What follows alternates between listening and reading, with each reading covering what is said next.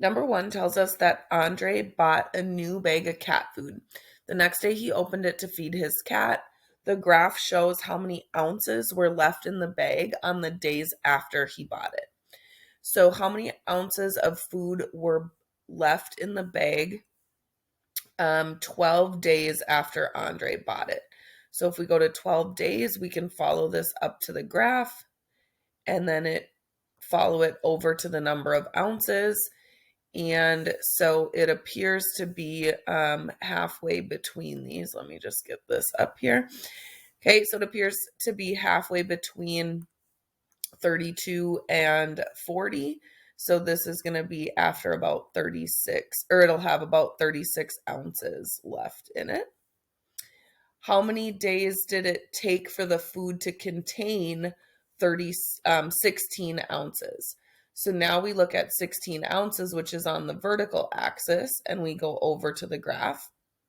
And then we follow that down to the horizontal axis, and we see that it took about 24 days for there to be 16 ounces left.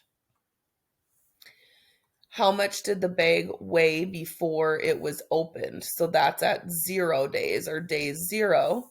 Let me grab the straight line here. So at 0 days, if we follow that up to the line, there were 56 ounces in the bag originally. And then the final one asks us, how many days did it take for the bag to be empty? So for there to be 0 ounces left. So here's 0 ounces on the vertical axis, and we'll just follow that over.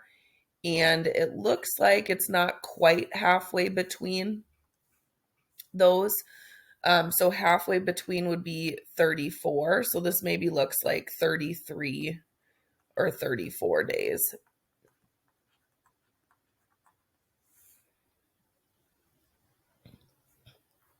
Number 2, a Little League baseball team is ordering hats.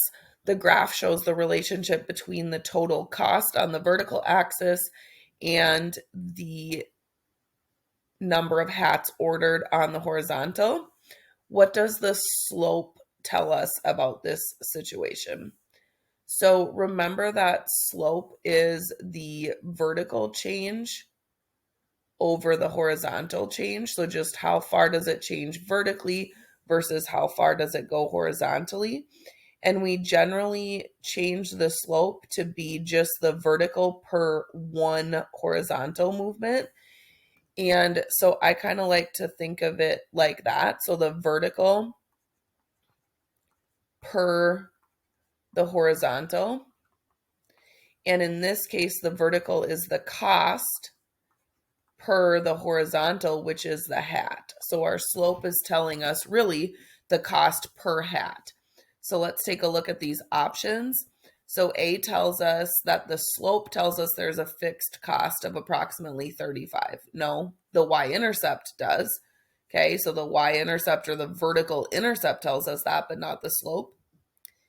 The slope tells us the amount that the total cost increases for each additional hat. So the cost per hat ordered, that is true. So then C and D would be false. It tells us when 9 hats are ordered what the total cost is. No, but you can go to the graph and look at 9 to figure out the total cost. It tells us when the number of hats orders increases by 10, the cost increases by approximately 175. No, you can use slope to figure that out though. Number 3, a group of hikers is progressing steadily on an uphill trail. The graph shows their elevation or their height above sea level in feet and each distance from the start of the trail in miles. So the horizontal is how far they've traveled from the trailhead, and then their elevation or their height above sea level on the vertical. So what is the slope of this graph? So if we take a look at our rise from one intersection point over to our run of another intersection point, so this has an increase of 500 feet in 2 miles, so per 2 miles. So a vertical change of 500 and a horizontal change of 2. And then if we simplify that, we get 250 over 1. So 250 per 1 mile. So what does this tell us? That we gain 250 feet in elevation per mile traveled.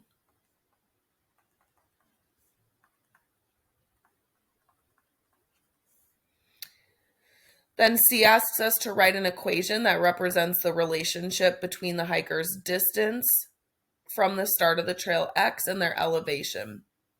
So their elevation Y is equal to their starting elevation. So they started at 500. Okay, so at 0 miles from the trailhead, they were at 500 feet in elevation. And then they gained 250 feet for every mile they travel, or in this case, X. So Y equals 500 plus 250X. Then for part D, it says, does the equation Y minus 250X equal 500 represent the same relationship? And the answer to that would be yes, because we can just take our original equation and we can subtract 250x from both sides, which is a legal math move as long as we do it to both sides. So this left-hand side will just get y minus 250x. And then this right-hand side will have 500. And then 250x minus 250x is 0. So this is an equivalent expression.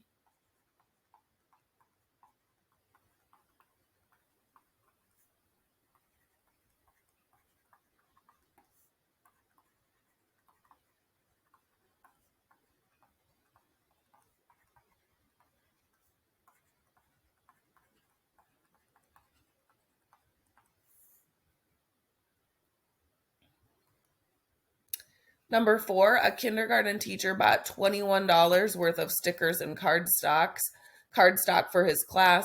The stickers cost $1.50 a sheet and the cardstock cost $3.50 per pack.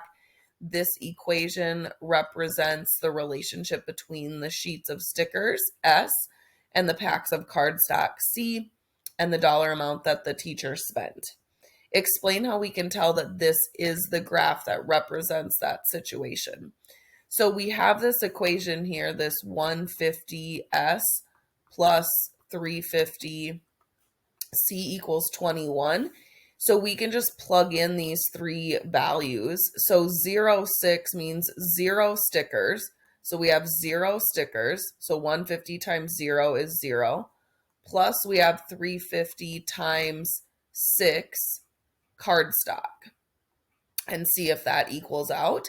And 350 times 6 is 21, so that's a solution. So for this first point, that was a solution. Then we can plug in this next one, and this one is 14 stickers and 0 cardstock. So we have 150 times 14 plus 0 cardstock. Does that equal 21? And 150 times 14 does equal 21. So 21 equals 21 is another solution. And then that means that this would be the graph of it. You can also plug in 7, 3 if you want, but any 2 points define a line. So once we know 2 of them are, then we know the rest are. And then what do the vertical and horizontal intercepts mean in this case? So this vertical intercept here at 0.6 means that the teacher bought only cardstock. So purchased only cardstock, no stickers. And the horizontal intercept here at 14.0 means that the teacher only bought stickers and had no cardstock.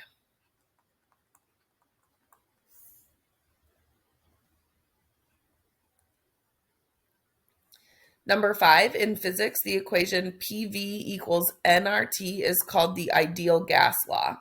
It's used to approximate the behavior of many gases under different conditions. P, V, and T represent pressure, volume, and temperature. N represents the number of moles of gas, and R is a constant for ideal gas. Which equation is solved for T? So if we solve for T, I'm just going to write this equation down again. We want this T by itself. So we're going to need to undo these two operations here, which are both attached by multiplication. So we could just divide both sides by nRT. So n divided by n is 1, r divided by r is 1. So we just end up with T. So we have PV over NR, or divided by NR, equals T, would be our equation solved for T. And we see that here in part B. Number 6, to raise funds for uniforms and travel expenses, the soccer team is holding a car wash in a part of town with a lot of car and truck traffic. The team spent $90 on supplies like sponges and soap. They plan to charge $10 per car and $20 per truck, and their goal is to raise $460. So how many cars do they have to wash if they wash the following number of trucks?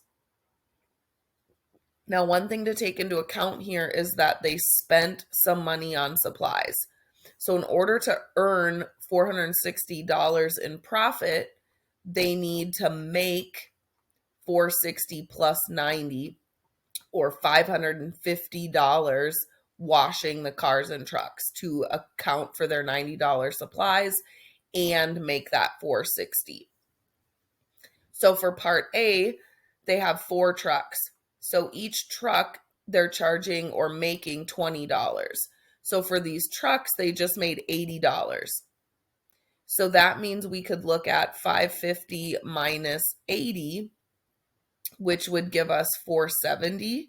This is how much they have left over to still earn in car washes. And the cars are $10 a piece. So we're going to have to take that 470 divided by 10 and wash 47 cars. So that we would make $470 in cars, $80 in trucks, for a total of $550. Part B says that they've washed 15 trucks. So 15 times the $20 means that they've made $300 in truck washes. So then we can take our $550 that we need to make, subtract the $300 that we made on trucks. That gives us $250 left over for cars. So we need to make $250 in cars. So we'll divide this by 10, and that gives us 25 cars that we would need to wash.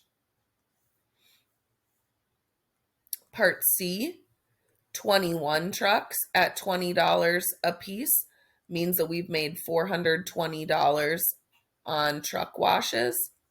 So we'll subtract that from the total we need to make, which means we have $130 left over to make from cars. And each car is $10 a piece that we'll make. So we would need 13 cars to make $130. Part D is 27 trucks. Times $20 would get us $540 for washing trucks. So if we subtract that from the $550 that we need to make, we would need to make $10 more to hit our goal. And each car earns us $10. So 10 divided by 10 would mean we need to wash 1 car. So then if we generalize this process for T trucks, right? So we need T trucks at $20 a piece. So T times 20 would be 20 T dollars that we make. We would subtract that amount from what we need to make at $550. So $550 minus $20 per truck would be what we have left over to make. So I'm just going to write equals $550 minus 20T that we need to make in car sales. So we would divide that by 10, which would be how much we make per car. And so this would be how much we need, how many cars we need to wash. Number 7, during the Middle Ages, people often used grains, scruples, and drams to measure the weights of different medicines. If 120 grains are equivalent to 6 scruples, and 6 scruples are equivalent to 2 drams, how many drams are equivalent to 300 grains? Explain your reasoning. If you get stuck, try creating a table. So I just like to create a table for my explanation even in this.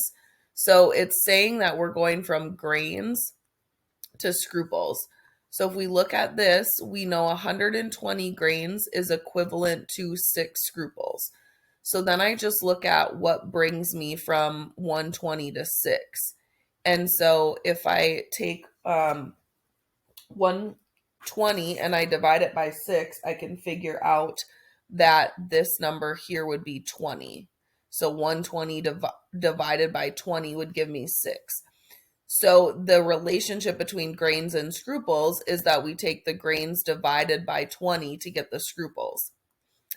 Then it gives us the relationship between the scruples and the drams.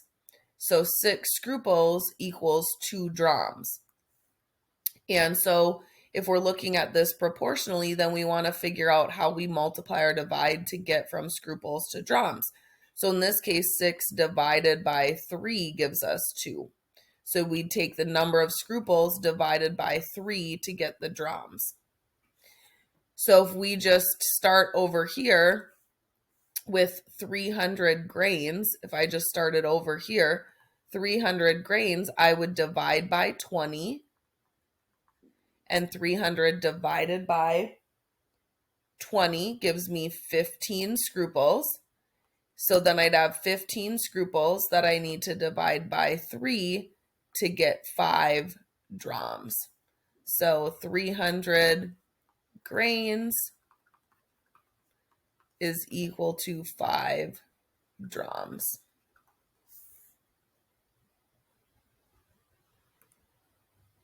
Number 8, explain why the equation 2 times 3x minus 5 equals 6x plus 8 has no solutions. So let's go ahead and distribute this 2 in. So if we do that, 2 times 3x is 6x, and 2 times negative 5 is negative 10. So this equation is saying that 6x minus 10 is the same as 6x minus 8. Well, that doesn't make any sense because 6x is the same number. So if we take any number, if we take a number and we subtract 10, and then we take the same number and we add 8, those are never going to be equivalent. So you can't subtract 8 and also add 10 from a number and get the same thing.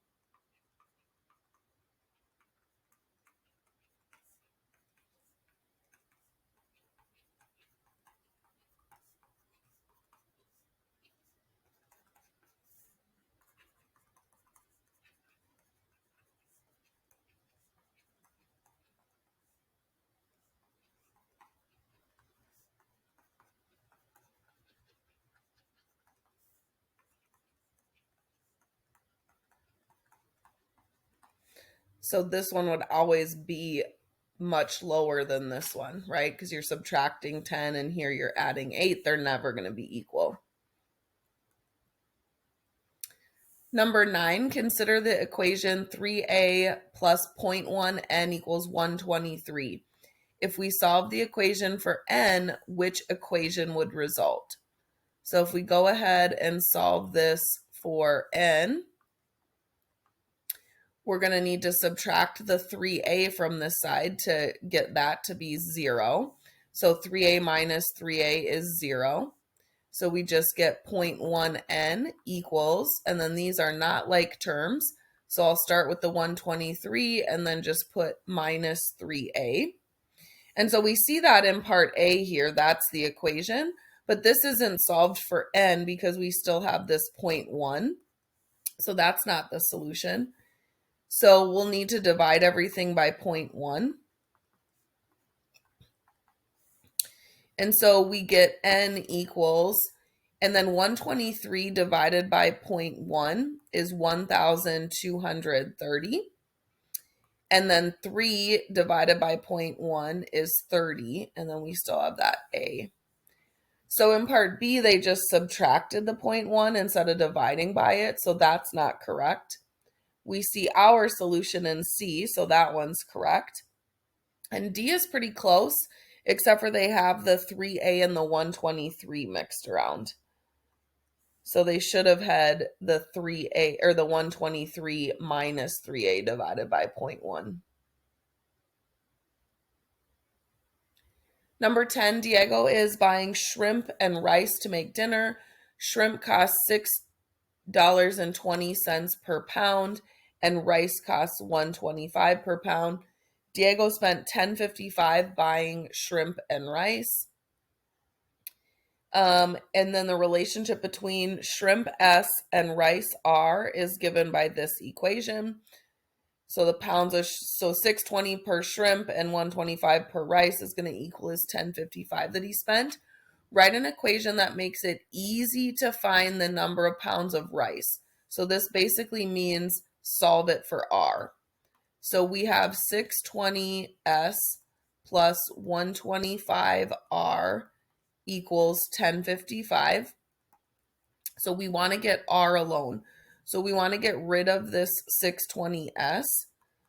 So we'll subtract it to both sides. So minus 620S, because this will be 0. And 0 plus 125R is just 125R. 1055 and 620S are not like terms, so we'll just write down 1055 minus 620S. And then we want to divide this by 125 so that we just have 1R. So 125 divided by 125 is 1. 1 times R is just R. And we'll do this to both sides. So then we just end up with 1055 minus 620S and then dividing by 125. So that will be our equation solved for R.